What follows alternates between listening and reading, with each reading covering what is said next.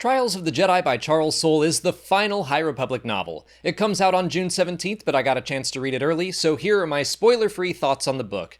Trials is the culmination of 3 phases and over 4 years worth of storytelling. It was crazy ambitious, made up of books, comics, audio dramas, and more. I've read everything that's come out so far, and we'll still have some more comics releasing after this book.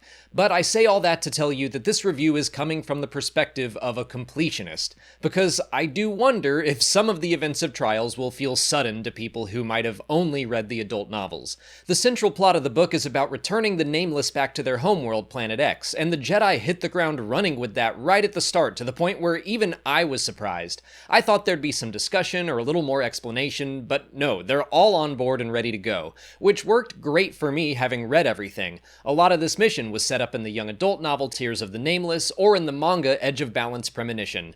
I felt rewarded as a completionist, but part of me worries it could leave non-completionist readers confused.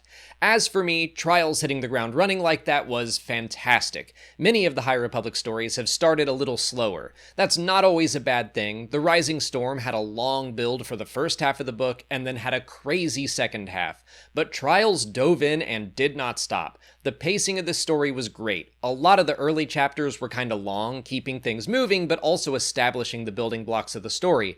But as you continue on, the chapters got shorter and more frantic, and I thought that was a great structure. I also love Charles Soule's writing style. I've read all of his novels, not just the Star Wars ones. He always writes in a way that makes it hard to put the book down, and he had some absolutely killer lines. I highlighted a lot of great moments.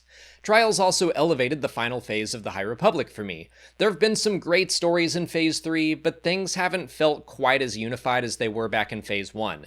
Back then, there were key moments like the Great Disaster, the Republic Fair, or the fall of Starlight Beacon, and they tied every wave together. Phase 3 was more separated thanks to the Stormwall, but as things went on, they started to converge at the Battle of Eriadu. The comics have been covering that, but I was a little confused about why that world became central to the fight, and we kept hearing about the Stormwall coming down in other stories, but not knowing why.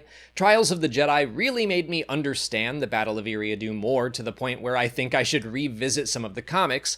And yes, we do learn about the fall of the Stormwall, and I felt it was worth the wait. It was a fun and surprising bit of the story.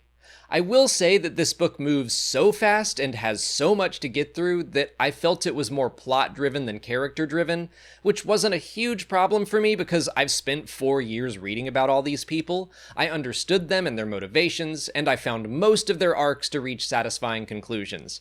I've always thought the Jedi characters have been the highlight of the entire publishing initiative. It's a bummer Trials couldn't include all of them, but I was very happy with the primary cast of this book.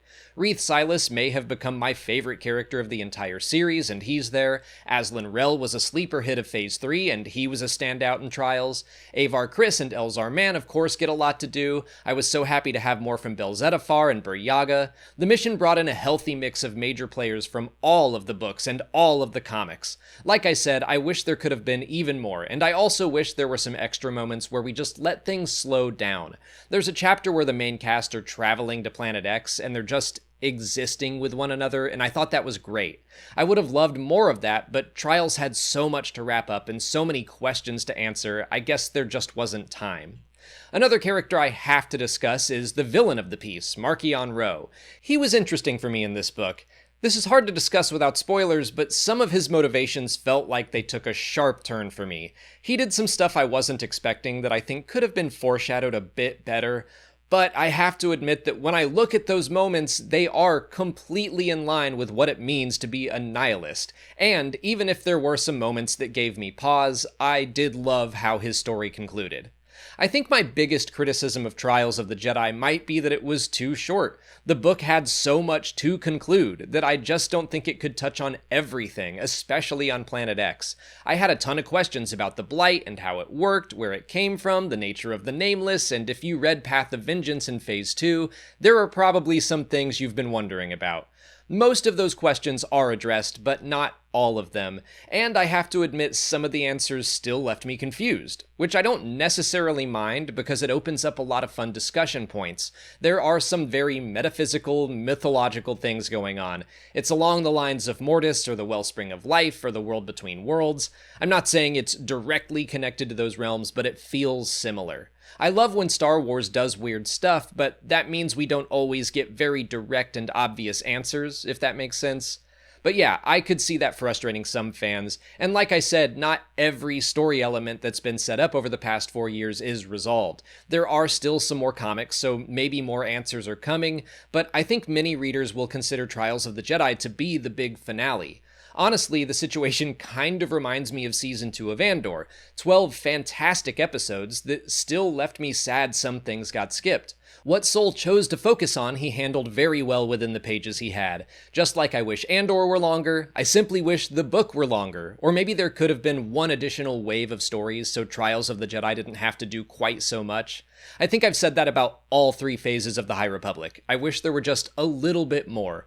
Or just let Trials of the Jedi be 800 pages long, why not? I think that's just about everything I can say for now. I have more praise and more criticism I could voice, but not without specific details. Otherwise, I'd just be saying, yo, there's a part with Aslan Rel that is so awesome, which there is. Or, a random bartender character gets a line that goes so hard, which they do. Or, guess what, Porter Engle is still one of the raddest characters in the series, which he is. And I'm just not gonna tease you like that.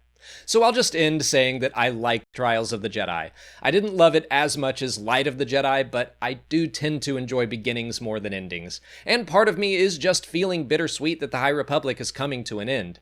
The series hasn't been perfect, but I looked forward to every single book, and my enthusiasm for this era or its characters never wavered.